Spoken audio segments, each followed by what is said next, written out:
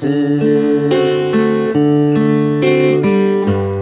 그래서 우리는 곱게 쓸 수가 있어. 안녕하세요. 반갑습니다. 마음 세탁소 저자 한의사 황웅근입니다. 반갑습니다. 네, 반갑습니다. 네, 반갑습니다. 네. 자기소개 간단하게 부탁드립니다. 저는 한의사로서 심의의 길을 가고 있는 황웅근입니다. 현재는 지금 세종시 힐링센터에 머물고 있고요. 본래는 제천시 한방자연주센터라는 곳에서 힐링 프로그램을 전담하고 있었습니다. 그런데 저희가 지금 대규모 그 리모델링을 지금 하고 있기 때문에 제가 또 휴식차, 또 제가 여기 그 세종 한방 힐링센터는 예전에 2013년도에 한 1년 정도 머물렀던 곳이기 때문에 또 편안하게 또 이렇게 여기서 머물면서 또 쉬기도 하고 또 환자분들 상담도 하고요. 또 틈틈이 강연도 하면서 지금 보내고 있습니다. 일단 제가 이제 선생님을 알게 된 게 네. 저희 구독자분께서 네. 메일로 책을 추천을 해주셨어요. 네. 요새 이제 TV에서도 뭐 나오고 그런 책이다. 네. 그러시면서 네. 차태현이 소개를 해줬다고 하더라고요. 네, 그러게 말입니다. 네. 그 유명한 천만. 네. 그래서 이제 저도 쭉 읽었는데 네. 거기에 이제 심의 아까 소개하신 네. 심의라고 소개를 해주셨는데 네. 네. 일단 책에서 잠깐 보긴 했는데 네. 심의가 뭔지에 대해서 한번 네네. 여쭤보고 싶어요. 네네.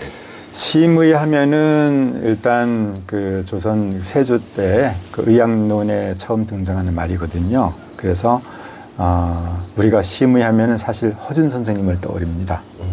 예, 그래서 자기 수양을 통해서 또 질병을 치료하고 또 우리가 그 병을 치료할 때 보면은 여러 가지 뭐 생활 습관을 개선하거나 또 약물, 침치를 하지만은 또 마음의 영역이 굉장히 중요하다는 것을 이제 우리 허준 선생님께서도 간파하셨기 때문에 그 부분에 대해서 그 동의보감에 사실 그 수없이 많은 그런 멘트들이 있어요. 근데 우리는 이제 허준 선생님 하면 침 잘 놓으시고 약 잘 처방하시면 이렇게 하잖아요. 사실 마음에 대한 얘기를 엄청 많이 하셨어요. 예, 그러면서도 마음을 다스려야지만이 병이 낫는다라고 아예 동의보감에 그렇게 기록을 해 주셨어요. 예, 그래서 저는 그 구절을 읽고 그렇구나. 제가 그래서 좀 깨달은 바가 있었거든요.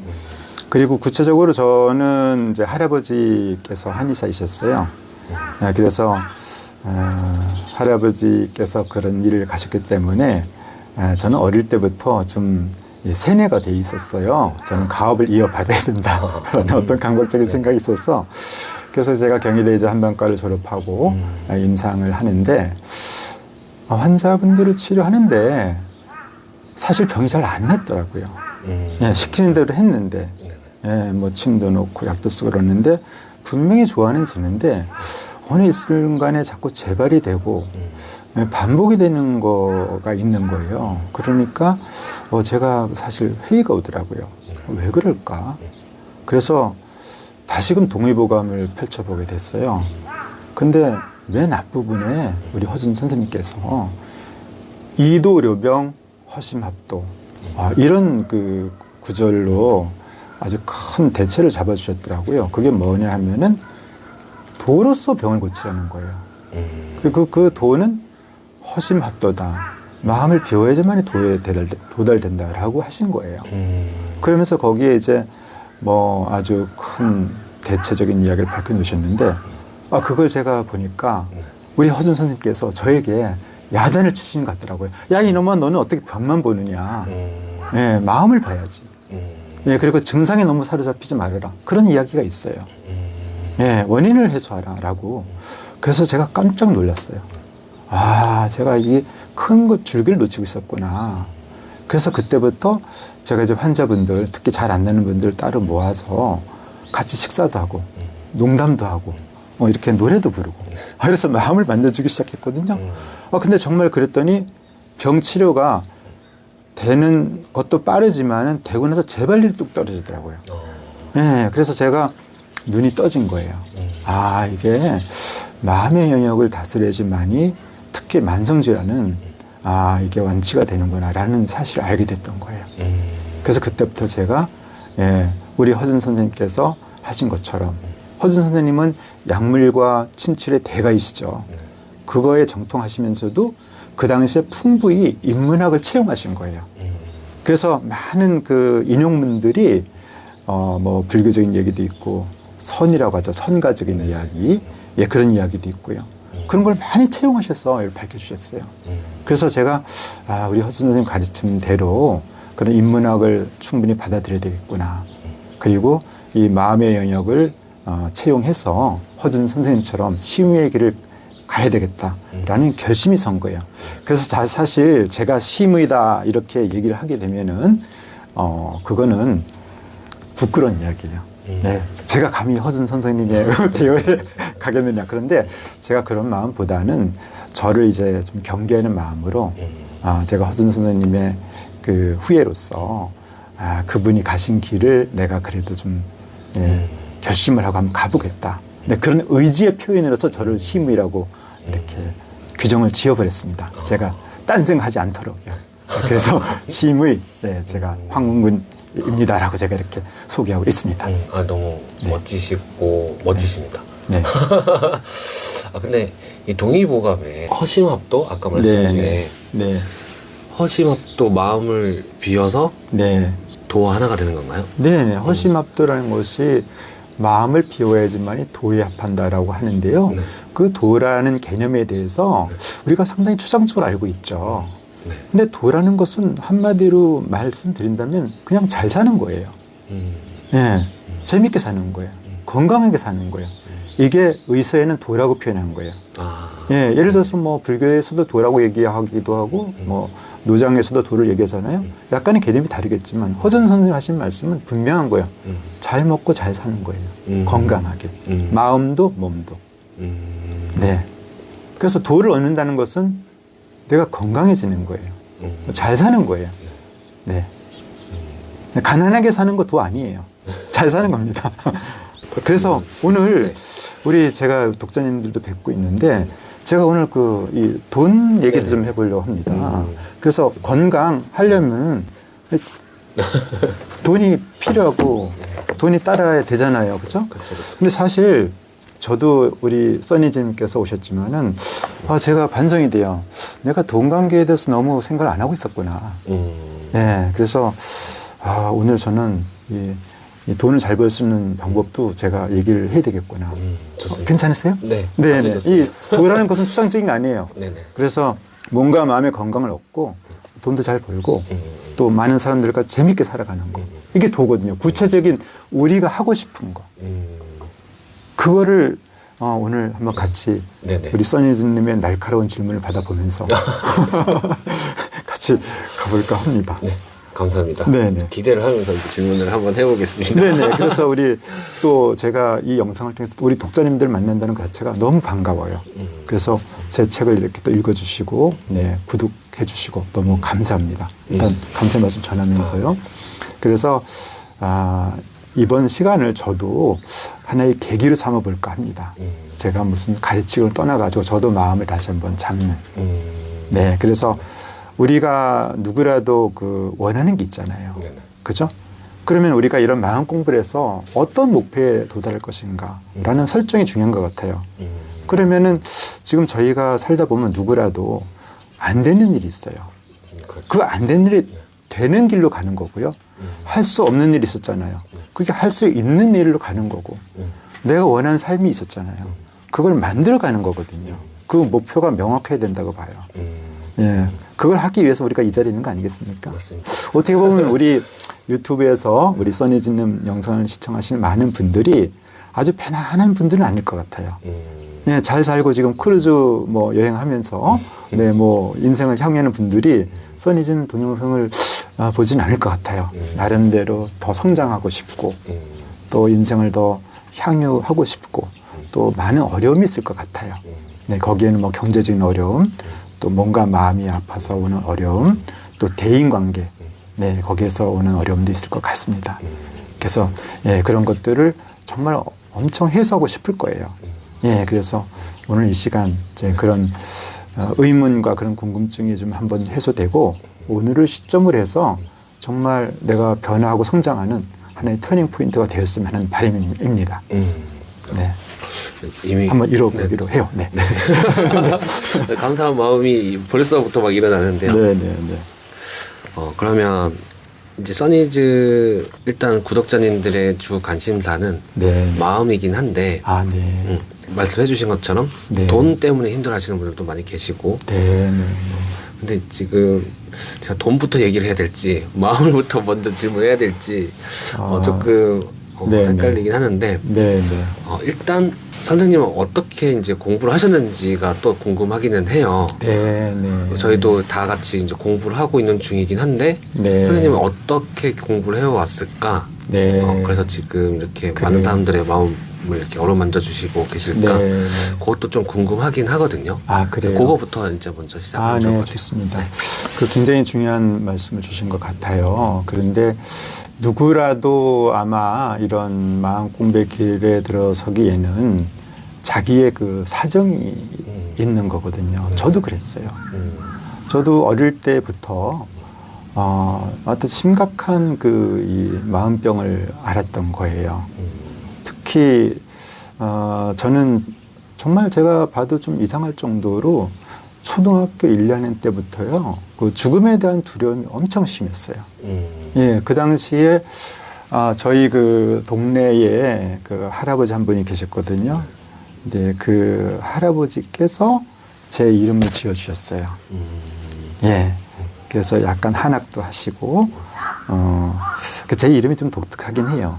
그렇게 인터넷에서 검색해도 황웅근이라는 이름은 거의 저만 검색이 되더라고요. 예, 성씨도 그렇고.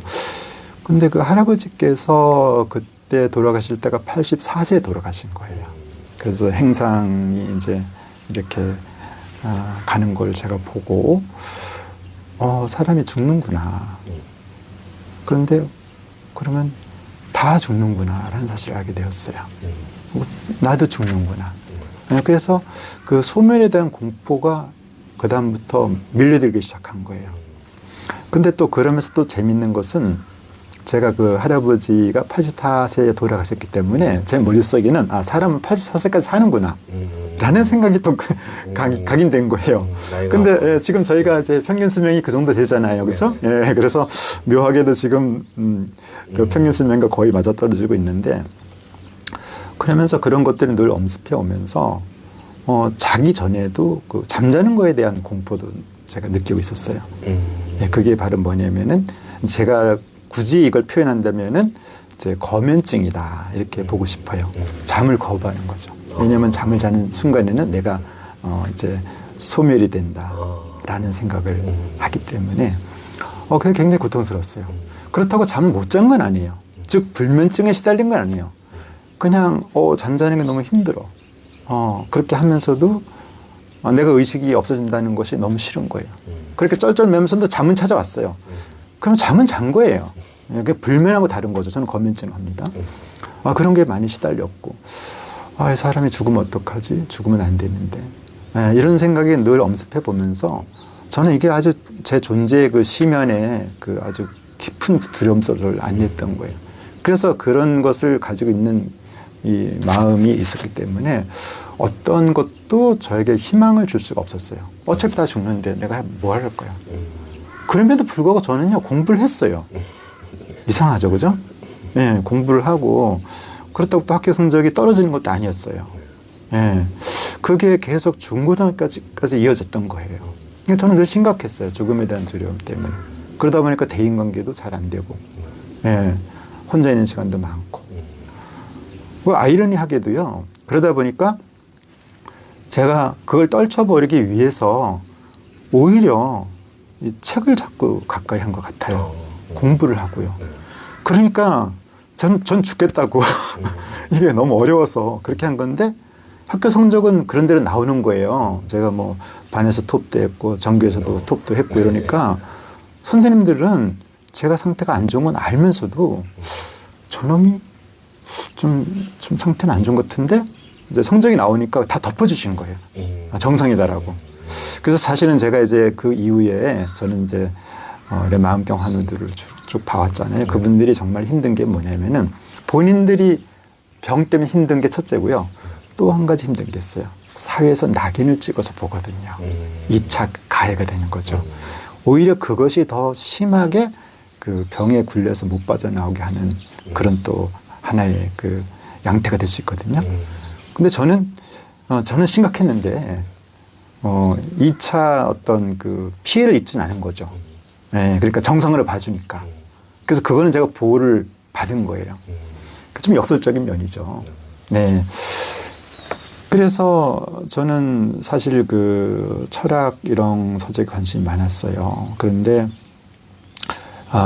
그래서 고등학교 때도 좀 공부하다 좀 시간이 나면은 서점에 가서 도서관에 가서 이제 답답하니까 일단은 뭐 심리학 어떤 철학 서적을 이렇게 뒤적거리고 이렇게 봤는데 그때 뭐 소위 말해서 뭐 여러 훌륭한 사람들이 많잖아요. 뭐 프로이드부터 뭐 쇼펜하우어 뭐 이렇잖아요, 그죠?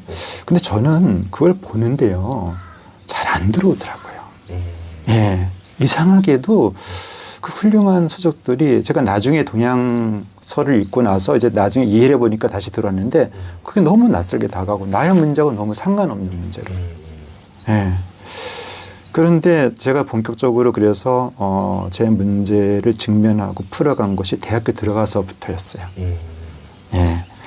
그래서 그때에 제가 비로소 이제 제 마음의 그 궁금증을 풀어가기 시작했던 거죠. 저는 행운아였던 것 같습니다. 다행히도 동의보감, 황제내경, 예, 황제내경은 한의학의 경전이라고 불리거든요. 그걸 펼쳐보니까 어쩌면은 제가 마음에 관심이 있어서 그런지 모르지만은 마음 얘기가 너무 풍부한 거예요. 그리고 그 이야기들은 제가 잘 이해는 못해도 뭔가 시원해요. 예, 시원하더라고요. 그래서 자꾸 끌려 들어가게 되고, 그러면서 또 뭐 그 당시에 또 많이 읽은 책들이 또 인도 서적, 예, 뭐 크리시나무르티라든지 뭐 마하리시, 예, 그다음에 노자 장자, 예, 불경 이런 게 자꾸 빠져들게 되더라고요. 그리고 제가 그 예과 1, 2학년, 본과 1, 2, 3, 4 이렇게 해서 6년 과정을 이제 저희 한의대 교육과정으로 있는데, 예과 시절에 제가 우리 선배 한의사분이 사암침법을 강의한다고 해서 그게 40일 강좌입니다. 새벽에 가서 강좌를 들어야 돼요. 일찍 일어나야 되죠. 그래서 거기에 참여하게 됐어요. 근데 그 선생님이 그 금호 선생님이시죠. 그 선생님께서 첫 시간에 침 강의는 안 하시고 화두를 하나 턱 꺼내시는 거예요. 예, 그래서 화두를 풀라고. 그 화두가 선가에서도 아주 유명한 화두예요. 그 화두가 바로 뭐냐면은 만법규일 일기하초라는 화두거든요. 만법이 한 가지로 돌아가는데 그 한 가지는 어디로 가느냐. 이놈들아 답을 써라 이거예요. 너희들 답을 쓰게 되면은 내가 그것이 정답인지 아닌지 인가를 해주겠다. 그리고 오늘 답을 안 써도 좋다. 나중에라도 그 답을 알게 되면은 나는 한의원을 하는 선배니까 연락하면은 내가 거기에 대해서는 답을 주겠다. 오답인지 정답인지. 이렇게 얘기를 하시는 거예요. 그래서 뭔가 한 대면서 기분이 들기도 하고. 근데 그 금호 선생님께서 사실은 또 우리나라 선가의 정통을 이어받으신 분이에요. 우리나라 선가의 큰 스님이 경허 스님이라고 일제시대 일제 강점기 때 그때 이제 활약하셨던 분인데 그 밑에 해암 스님인가 수제자로도 계셨고 그 해암 스님 밑에서 또 공부를 하셨어요. 네, 그러니까 정통 선가를 이어받은 분이에요. 그냥 그분이 하는 이야기가 아니라. 그래서 그 선문답 하나 제가 받게 된 거예요. 못 풀었어요. 40여 환자가 다 지나도록. 근데 그 이후에 또 저는 이제 이런 경전을 읽으면서 경전은 저에게는 되게 시원한 소리로 다가와요. 어느 날 그게 풀리더라고요. 근데 그게 풀린 시점을 저도 잘 기억을 못 하겠어요. 아마 그런데 졸업 때인가 졸업 이후인가 그랬을 것 같아요. 네. 그 화두가 풀린 거예요. 예. 아주 머리가 그냥 개운해지고. 그러면 제가 어떻게 해야 되죠?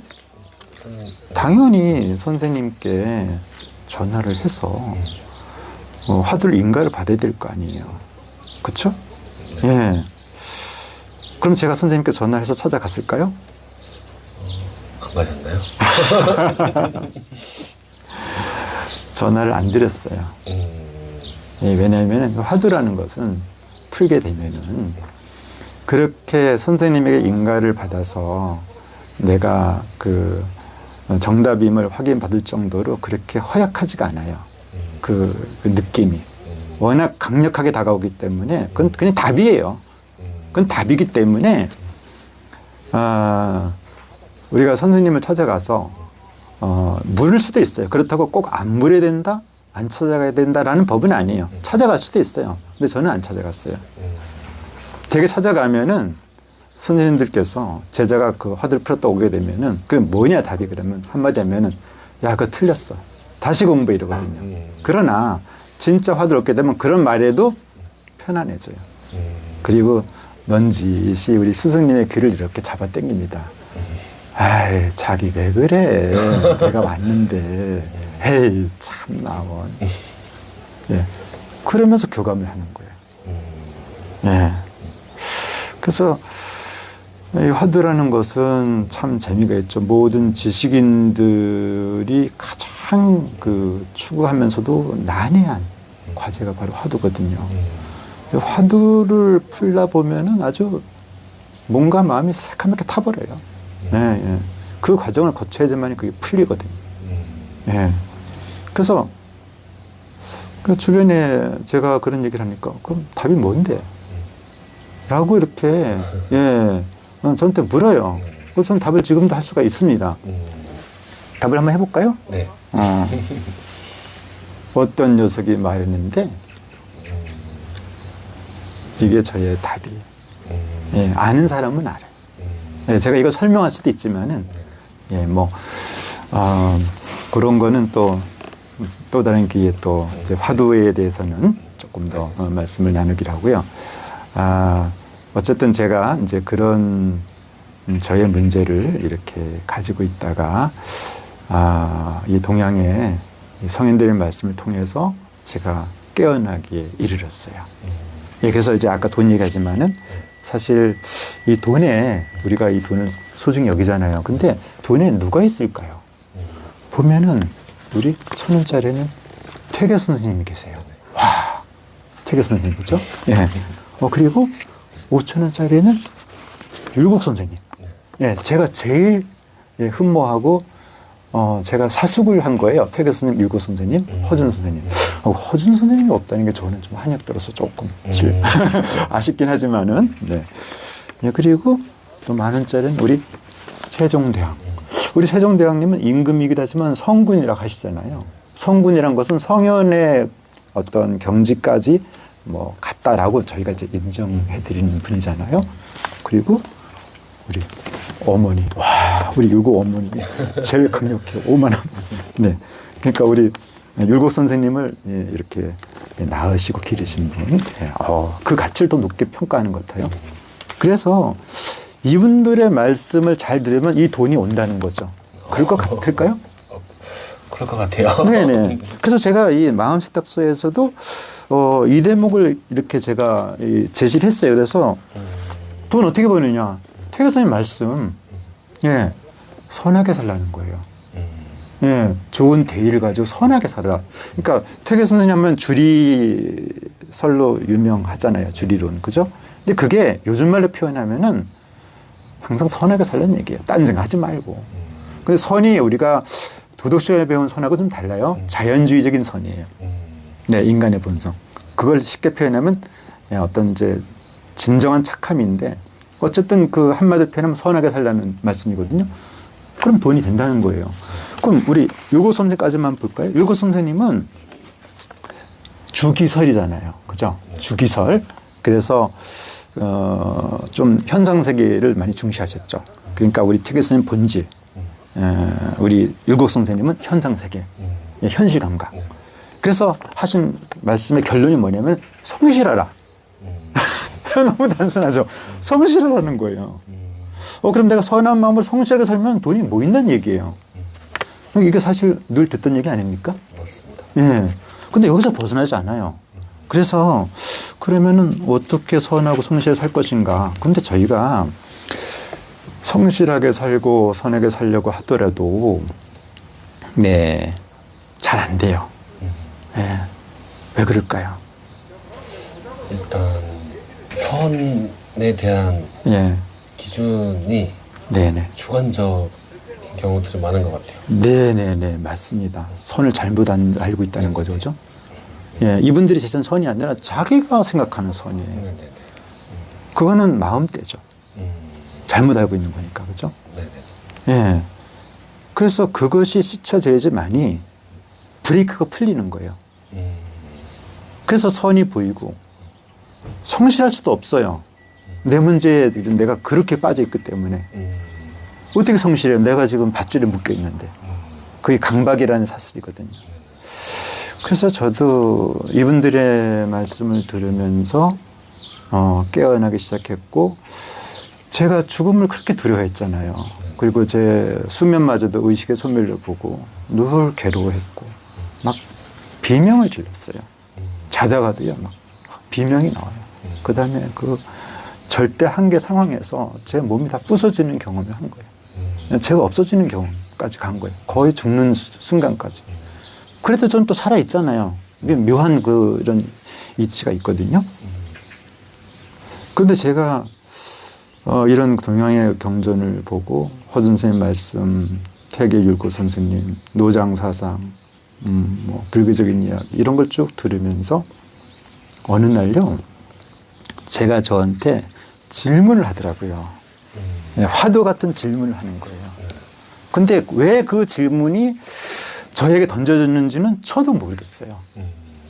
하지만 저는 이제 그런 생각을 해요. 제가 이제 경전을 읽으면서 경전 외우는 거를 좀 좋아했어요. 제가 머리가 워낙 나쁘니까 읽어도 그냥 다 지나가요. 예, 그리고 싹 모두 다 까먹어요. 그래서 이제 경전을 많이 읽었죠. 그래서 그 에피소드도 있는데, 제 책에도 있는 얘기지만요. 저는 그때 뭐 대학교 들어가서도 심각했어요. 예, 늘 제가 증상이 심할 때는요, 중고등학교 때 거울을 보잖아요. 제 모습이 안 보여요. 거기 귀신이 보이는 거예요. 그럼 말이 됩니까? 그죠? 네. 가위눌리증도 심했고. 그런데 제가 이제 여기서 깨어나고 나서 이제 귀신이 보였고 귀신을 무서워했는데 지금은 제가 귀신 잡는 전문가가 되었습니다. 그래서 귀신들이 저만 가면 그냥 다 그냥. 제가 귀신에 대해서만큼 정통합니다. 네. 네. 귀신의 특성을 이제 뭐 한마디로 말씀드리면은 이런 거예요. 귀신은 절대 두 사람의 눈에 띄지 않아요. 지금 우리 써니진 형사하고 있잖아요. 그러면 저만 봐야 돼요. 아니면 써니진 님만 봐야 돼요. 써니진 님은 귀신을 봤어요. 저 뒤에 있는데. 근데 제가 보니까 없어. 제가 더 두려운 거죠. 예. 근데 두 사람 눈에 띄면 어떻게 되냐. 그 귀신은 귀신 그 카페에서 즉시 강등이 아니라 강퇴예요. 자격이 없는 거예요. 네, 귀신 얘기 나왔으니 말이지 귀신은 내 마음의 투영이거든요. 나예요, 나. 내가 분리된 거예요. 예, 그래서 귀신같이 한다? 내가 아는 걸 내가 다 알아요, 귀신이. 내가 모르는 거 귀신 몰라요, 나기 때문에. 예, 그래서 제가 귀신 잡는 전문가로 지금 활동하고 있는데요. 제가 좀 말씀이 많이 포인트가 빗나가긴 했지만은, 그래서 그 경전을 좋아해야 된 계기 중에 하나가 이제 대학교 다닐 때 제가 개인적으로 좋아하는 형이 있었어요. 그 형 실명으로 얘기하면은 한의원 좀 지장이 있을 것 같으니까 그 형이 말씀을 그렇게 잘하셨어요. 동양사학과 서울대 동양사학을 전공하시고 다시 한의대 들으신 분이에요. 그래서 뭐 무술의 고단수라고 얘기도 하시고, 근데 말씀을 너무 화려하게 잘하세요. 예, 그 최한계 기특책이라는 책도 추천하고, 제가 그 본과 1학년 때였을 거예요. 여름방학 전에 그 형을 카페에서 만나고 그 형의 얘기를 듣고 아주 제가 반해버렸어요. 예, 어떻게 저렇게 풍부한 학식과 지식을 갖추고 있지? 그럼 저 형하고 친하게 지내기 위해서는 어떻게 할까? 그때 그 형은 황전예경 소문 영추구 81편을 다 애운대요. 와, 이거는 마치 성경을 애운다는 거하고 똑같은 거예요. 그 규모가 방대하거든요. 깜짝 놀랐죠. 그래? 저는 그냥 믿었던 거예요. 그래서 제가 그 여름방학 2달 내내 황전예경 암기에만 매달린 거예요. 예, 그것만 했어요. 오로지. 그 형과 친하게 지내려고. 그러다 보니까 1편부터 15편까지 외울 수 있게 된 거예요. 그래서 그때의 추억이 지금도 살짝 어떤 기억이 있어요. 석재, 황제, 생일, 신령, 야기, 능원, 유의순재, 장이, 드민, 성은, 등천이라. 내문의 천서왈 뭐 이렇게. 예. 뭐 상고진, 기, 지도자, 법어, 음양, 화어, 술수, 시금, 유절, 기거, 유상, 불, 망장로. 제가 지금 외우고 있잖아요. 그죠? 예. 그런데 그런 경전 말씀을 많이 외우다 보니까 제가 이제 까먹어도 제 머릿속에 있는 거예요. 그렇죠? 제가 망상을 해도 제 머릿속에 있는 거예요. 근데 이걸 자꾸 외우고 그러니까요. 꿈에도 그 구절이 떠오르는 거예요. 네. 그리고 심지어 제가 망상할 때도 그 구절이 떠오르는 거예요. 네. 구절들이 자꾸 성인의 말씀들이 자꾸 맴도는 거예요. 그러니까 그 구절들이 맴돌고 그게 제가 휴대하고 있다 보니까 어느 날 저에게 선문답이 던져진 거죠. 그래서 그 던져진 선문답이 뭐냐면 너가 죽음을 두려워하는데 야, 근데 너는 살아는 있니? 라는 선문답이 저에게 던져졌어요. 근데 살아는 있어? 이상한 질문이잖아요. 살아있잖아요. 얘가 얼굴도 이렇게 있고 이름도 있고 제 키도 그렇고. 와. 그런데요. 이게 저를 다른 세계로 인도하더라고요. 살아있지. 그러니까 또 질문을 던져줘요. 증명해봐. 아니 뭐 내 키가 이제 작거든. 1m 68.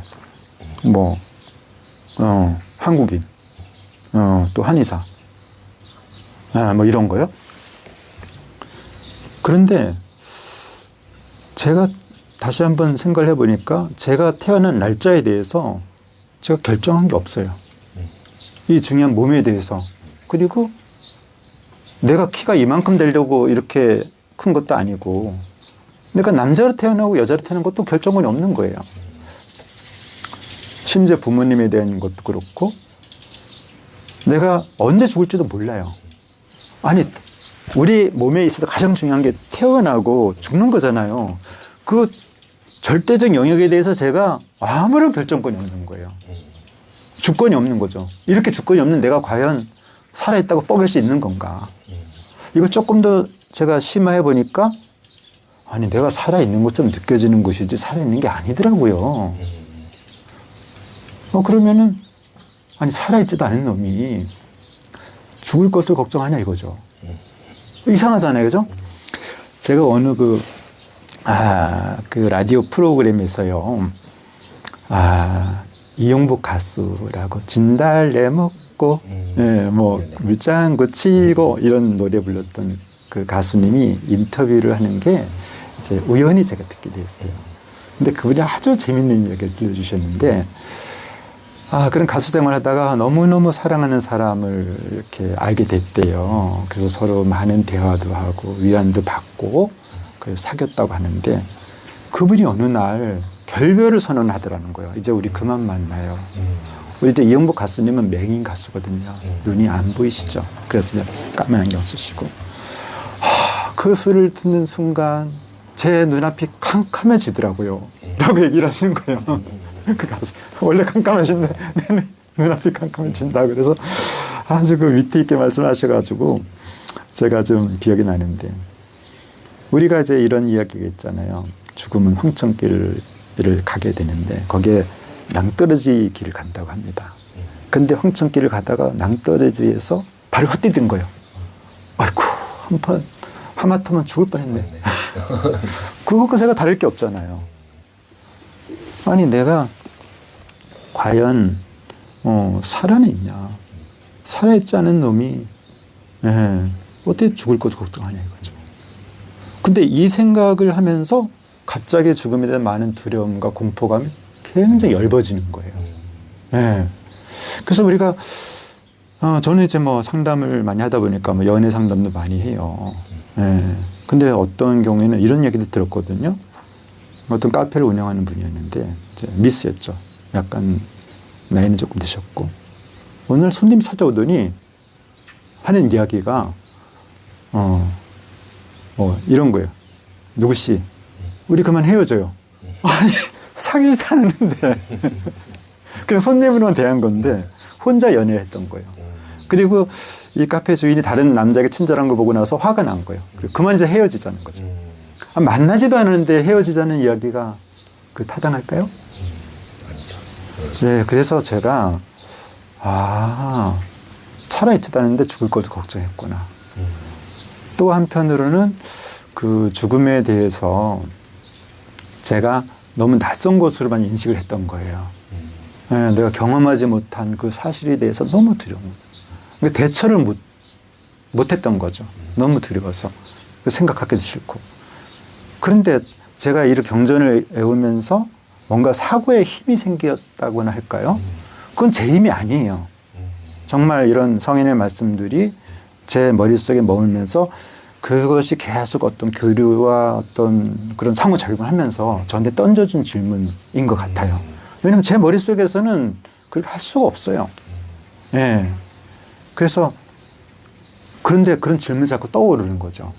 그럼 저한테 아니 근데 이 친구야 너 죽음을 낯선 걸 보는데 정말 그게 낯선 걸까? 너 경험한 거 아니야? 이런 의문이 막 떠오르는 거예요. 그러고 보니까 말이에요. 저희가 죽음을 경험했던 거예요. 그건 저뿐만이 아니에요. 다 마찬가지죠. 그래서 우리가 태어나기 전에 어디 있었어요? 엄마 뱃속? 예. 그 전에는요? 정자남자? 예. 그래서 그 동양의 그 성가에서는 뭐 부모 미생전 너 어디 있었니? 이런 얘기 하거든요. 부모가 널 낳기 전에 너 어디 있었어? 예. 우리 그때 없었잖아요. 그것도 죽음이에요. 그렇지 않을까요? 맞아요. 우리 죽음 체험했어요. 아주 오랜 시절 동안. 그런데도 불구하고, 우리가 죽음을 두려워하는 이유가 뭘까요? 착각을 하고 있는 거예요. 내가 죽음을 체험하지 못했던 걸로. 근데 우리가 태어나기 전에 우리 상태 안 좋았고 뭐 힘들었어요? 우리 써니님 그러셨어요? 괜찮았잖아요. 괜찮은데도 모르게 괜찮은 거 아니에요. 그죠? 결코 낯선 현상이 아니었던 거예요. 그러고 보니까 내가 경험한 건데 왜 내가 그걸 두려워하지? 또 이런 의문이면서 또 그게 또 얇아지는 거예요. 그래서 언제부턴가 이제는 그런 것들이 이제 문제가 잘 안 되더라고요. 그래서 제 거민증도 없어졌고. 그래서 내가 과연 되지도 않는 싸움을 벌이고 있었구나. 착각과 무지라는 그 때, 거기에 제가 사로잡혀가지고 그런 거를 제가 알게 된 거죠. 그래서 이걸 확정해 보니까 이제 심리 영역이 다 보이더라고요. 사실은 우리가 심리 영역에서 어려운 것이 두려움만이에요. 그리고 또 우울증, 불안증, 혼란한 거, 그죠? 심지어 이제 조현병, 정신분열병 뭐 이런 거죠. 근데 거기에는 그 누구도 안전하지 않아요. 내가 생각의 사슬에 얽매이게 되면은 환자 따로 있는 게 아니에요. 정상인 따로 있는 게 아니에요. 환자도 깨어나면 오늘 바로 정상인이 되고요. 정상인도 생각에 빨려들면 그냥 환자가 됩니다. 그래서 제가 여기서는 마음채택서에서 제 3장에 이제 어떤 마음병부를 많이 얘기했는데 그것이 환자분들의 이야기가 아니라 제 이야기고 우리 독자님들의 이야기 될 수도 있어요. 그래서 그런 측면에서 바라보면은 또 이 책에서 얻을 것이 많다고 봅니다.